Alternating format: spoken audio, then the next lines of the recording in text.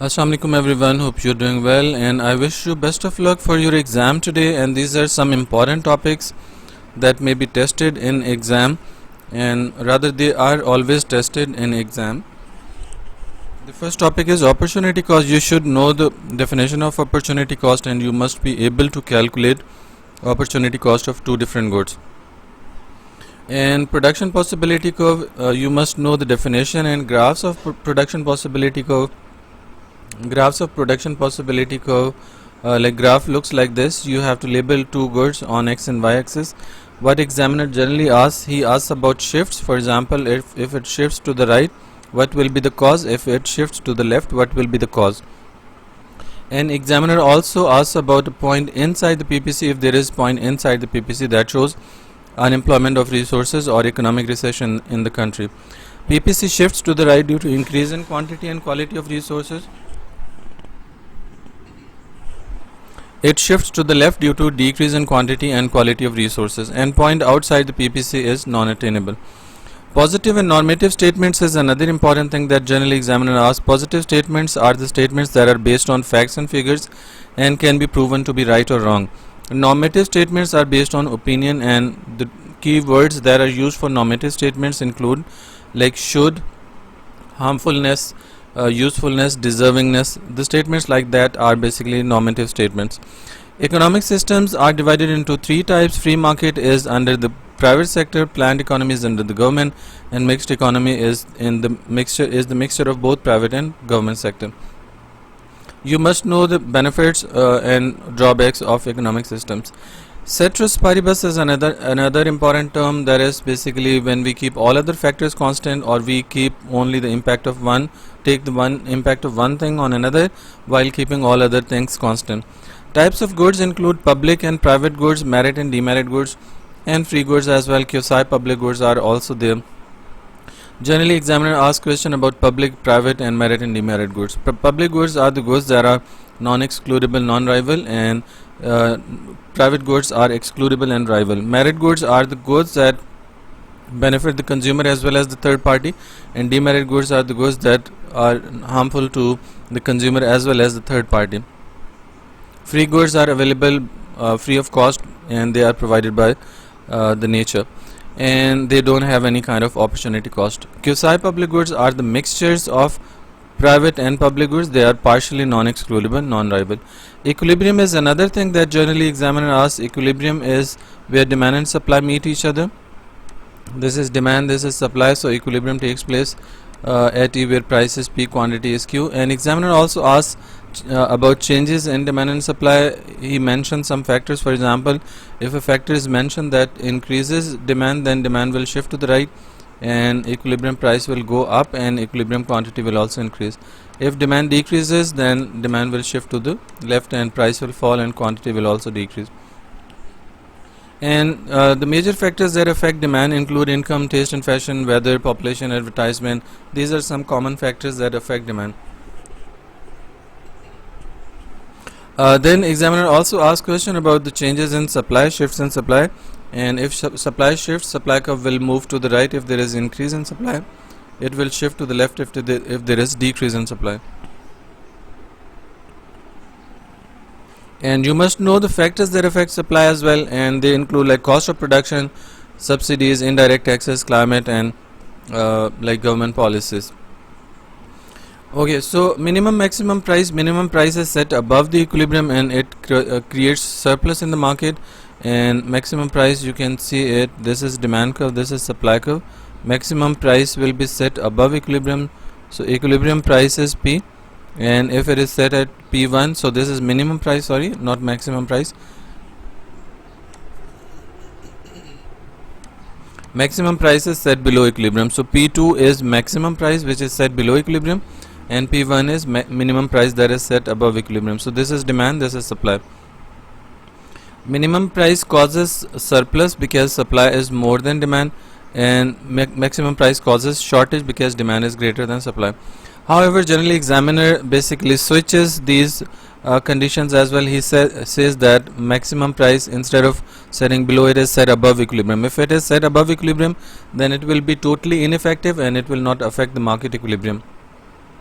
and minimum price set below equilibrium will be ineffective.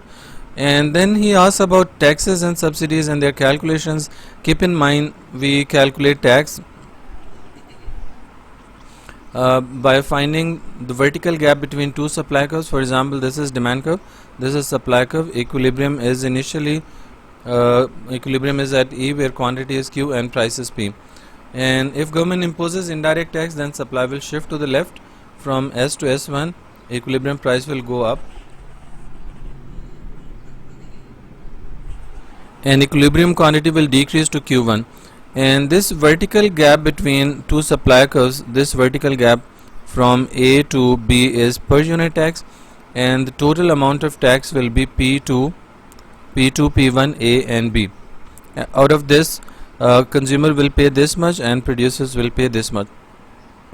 And same is the case with subsidies. While when examiner asks about subsidies, so supply curve will shift to the right like this, S2, and again the vertical gap between two supply curves is per unit subsidy, and again we will multiply it by quantity and we will get total amount of subsidy. Consumer surplus and producer surplus is another important topic that generally examiner asks. And consumer surplus is the difference between market price and the price consumer is willing to pay. And equilibrium, it takes place at point E, where equilibrium price is P, and the area above like equilibrium price and below demand curve is consumer surplus. Area below equilibrium price and above supply curve is producer surplus. And this is how you can find it. And the next thing is like definitions of PED. PED is the responsiveness of quantity demand to change in price. और इसका formula होता है price elasticity of demand is equal to percentage change in quantity demand over percentage change in price. ये percentage वाला formula है. Delta sign basically shows percentage shows change, percentage change in quantity demand over percentage change in price. We have another formula as well, that is PED is equal to change in quantity demand over change in price into P1 over Q1. Okay, so you can use any one of them. PED and its impact on total revenue. When price falls, total revenue will increase and total expenditure will also increase if demand is elastic. And decrease in price decreases revenue and expenditure if demand is inelastic. And if it is unitary elastic, then there will be no change in price, no change in total revenue due to change in price. And PED factors and graphs. Price elasticity of demand is affected by time period. In short run it is inelastic, in long run it is elastic. In case of more substitute it is elastic, less substitutes it will be inelastic. If more income proportion is spent on the product, then it will be elastic. If less income proportion is spent, it will be inelastic. And graphs like may look like elastic. In case of elastic it will be flat, inelastic it will be steep, and in case of unitary elastic it will be hyperbola. Hyperbola looks like this, convex to the origin. This is unitary elastic demand. If it is perfectly elastic, then demand will be like this, and if it is perfectly inelastic, then it will be vertical straight line. PES and its calculation and formula, exactly same definition, just you will have to replace demand with supply. And graphs are really important in case of like in case of this price elasticity of supply. Keep in mind, if the graph starts from origin point,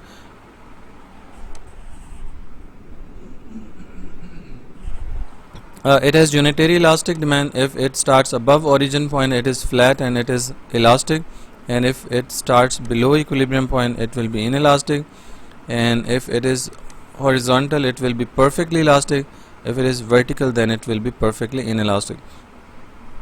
So this graph shows PES is equal to 1, PES less than 1, PES is equal to 0, and greater than 1, and infinite. So on Y we have price and on X we have quantity. Right, so this is how you can basically identify whether the demand supply is elastic or inelastic. Moving to income elasticity of demand, generally he gives values of income elasticity of demand, like there are different categories of goods: normal goods, inferior goods, given goods. And in case of normal and luxury products, income elasticity of demand is positive. If the answer of YD is positive, it means these are normal goods or luxury products, and they have positive link with the income. And if income elasticity of demand is negative, then it shows that goods are inferior goods, and they have inverse relationship with income. If income increases, people buy less. And XED shows the relationship between substitutes and complements. Substitutes have positive cross elasticity, complements have negative cross elasticity of demand. And yeah, you can basically identify from the sign. If sign is negative, it means they are complements, jointly demanded goods, and if the sign is positive, they are substitutes, and yeah, they replace each other. Inflation is persistent rise in prices. It is caused by high demand or fall in aggregate supply, and its effects may include like harmfulness to the consumers, producers, and the traders. Their purchasing power falls. It causes shoe leather cost, fiscal drag, and etc. And inflation calculation of inflation rate is CPI. Inflation rate is equal to CPI minus 100, and CPI is calculated using formula CPI is equal to sum of weighted index over sum of weights, right? So some weights and index are given, so you have to multiply sum of weight and index, and then you will find these values from that formula, and then you can put this into inflation rate. Inflation rate is equal to CPI minus 100. So what you get the answer from this formula, deduct just 100 from that, so you will get inflation rate. Unemployment and causes: frictional, structural, and cyclical unemployment. You must know them. Labor force include all the people who come under the age range of 18 and 65, and they are willing and able to work, and they are actively searching for job as well. Circular flow of income shows this anti-clockwise movement of resources and goods and services, while clockwise movement of money. Keep in mind. And circular flow of income in open and closed economy are different. In open economy, extra information about international trade, including exports and imports, is added, and in closed economy, exports and imports are not included. Equilibrium national income takes place where leakages are equal to injections, and leakages are basically savings, taxes, and imports, while injections are investments, government expenditure, and exports. Generally, examiner may ask you to find out the value of saving, tax, import, export, or any of these factors. So you can use this formula immediately, and you can find out the relevant figure. Gini coefficient shows income inequalities or disparities between the rich and poor. If Gini coefficient is greater, and it is generally it ranges from 0 to 1. If it is near to 1, it means there are more inequalities. If it is near to 0, then less inequalities. So you must know the interpretation of these values. For example, if a country has Gini coefficient equal to 0.9 and another country has 0.3, so this country has less inequalities and this country has more inequalities. Causes of income inequalities: you must know that generally people don't have qualifications, good education, training, and etc., and so on and so forth. Methods to reduce income inequalities may include like minimum wages, progressive taxes, and other policies, some other policies as well, like welfare payments.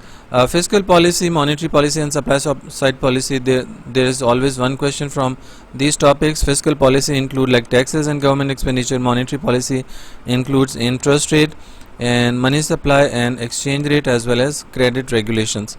So you must know these formulas, these factors.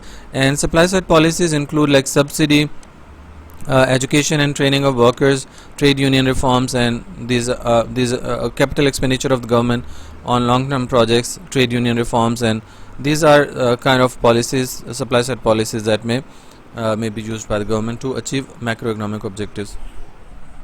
Generally, students are confused with these like components or these factors of rather methods of fiscal, monetary, and supply side policy.